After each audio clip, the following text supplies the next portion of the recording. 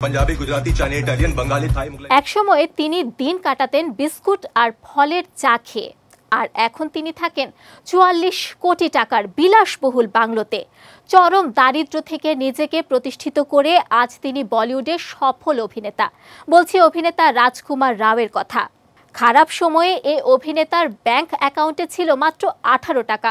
কয়েকজন বন্ধুর সঙ্গে একটি ছোট ঘরে থাকতেন এবং প্রতি মাসে ৭,০০০ টাকা ভাড়া দিতেন।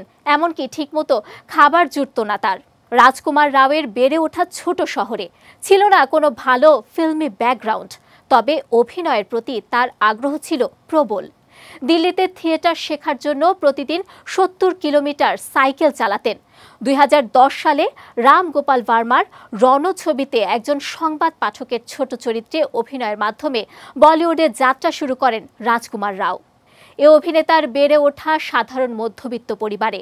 বাড়িতে ছিল আর্থিক টানাপোড়েন, কিন্তু অভিনয়ের প্রতি ভালোবাসার কারণে তিনি কখনো নিজের স্বপ্ন ছাড়েননি। অভিনেতা হওয়ার আশায় চলে যান মুম্বাই, তবে সেখানেও পরিস্থিতি আরও কঠিন হয়ে ওঠে।